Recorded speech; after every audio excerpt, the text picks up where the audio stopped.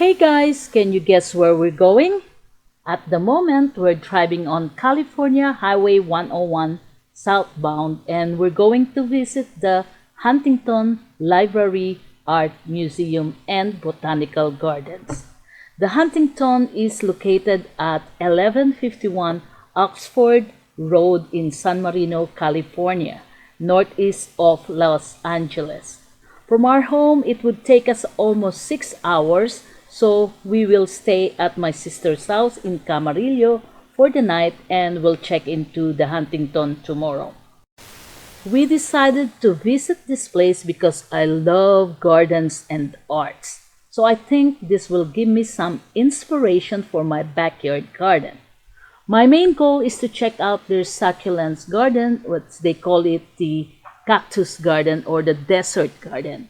If you like succulents plants and flowers, you may get some inspiration in this content. So please stay tuned until the end of this video. In the meantime, let's enjoy the ride and we'll see you tomorrow in Huntington.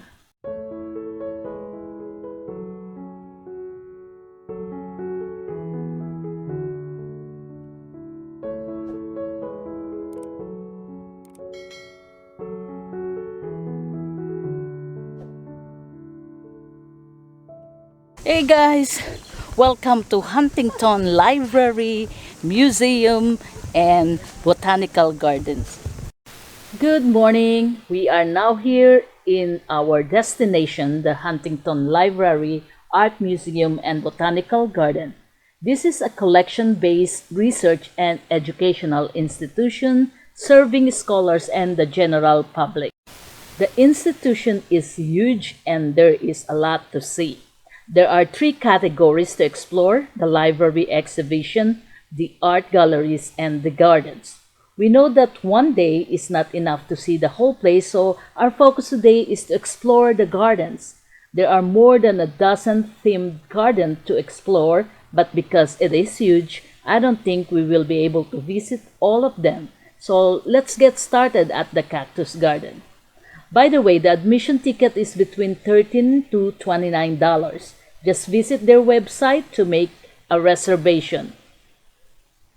The Huntington Desert Garden is one of the largest and oldest assemblages of cacti and other succulents in the world, nearly 100 years old.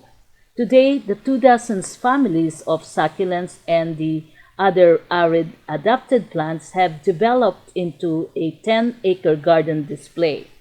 The Huntington's most important conservation collection, a vital mission and challenges.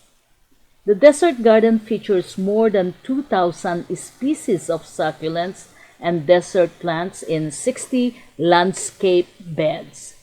Many plants are labeled with their name and country of origin. Look closely to discover the different ways succulents had adapted to cope with drought and defend themselves against enemies. Most retain water in their leaves, stems, or roots. Many protect themselves with sharp spines or thorns. Watch out with this pine. Watch out, a lot of thorns.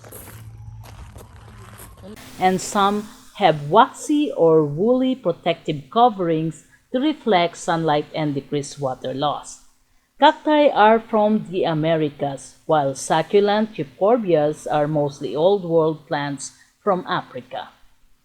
Enough for the desert garden. Now we're looking for the Japanese garden. We're trying to find the way. Along the way, you will see different varieties of trees and plants and water features such as this man-made waterfall. It is awesome here. We kept walking and passed these museum, libraries, and art gallery buildings, which are currently closed because of the COVID-19. Unfortunately, I think we missed the Japanese garden. We kept walking and you will get easily sidetracked because there is so much to see and explore. Just this beautiful manicured landscape is so pleasing to observe and grasp.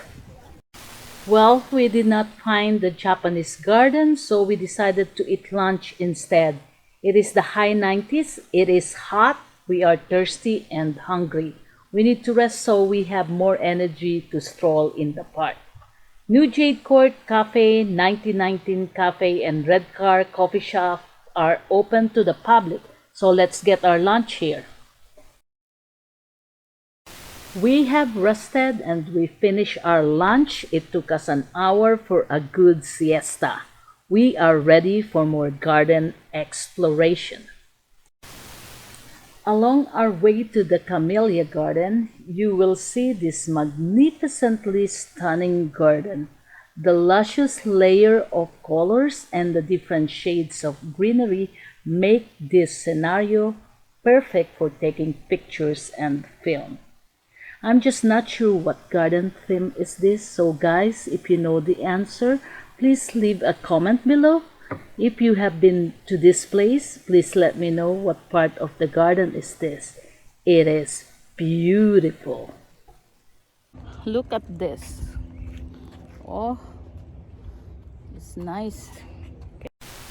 When many parts of the country are blanketed by snow, the winter landscape at the Huntington is covered with camellias. Welcome to Camellia's Garden. The botanical collections include nearly 80 different camellia species and some 1,200 cultivated varieties. Let's move on and walk to the garden sculptures and fountain.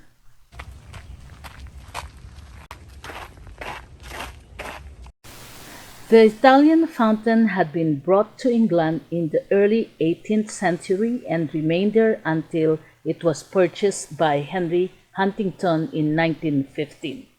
In 1910, Henry Huntington began acquiring a large collection of outdoor sculptures, personally deciding on the exact location for each piece.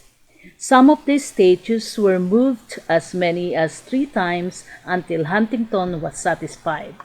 Love is a common theme among garden sculptures, most of which dates from the late 17th and early 18th centuries. Still in Huntington Garden Museum slash Botanical Gardens.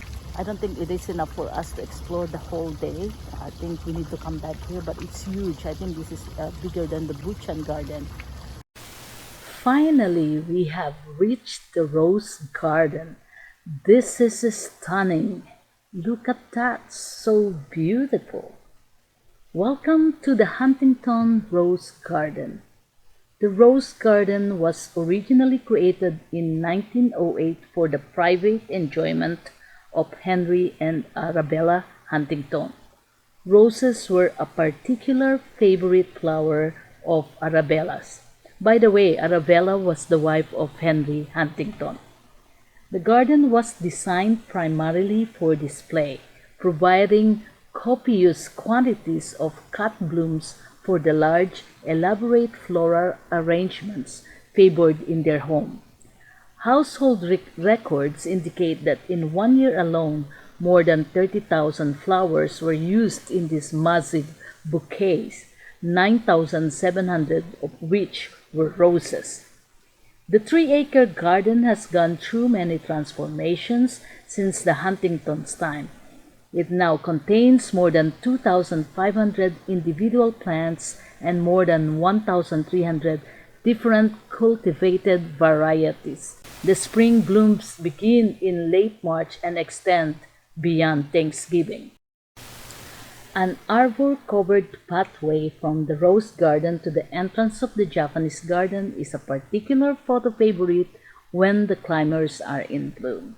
And that's it for today, guys. I hope you enjoy this content. The Huntington Library, Museum, and Botanical Gardens. Thanks for watching and see you next time.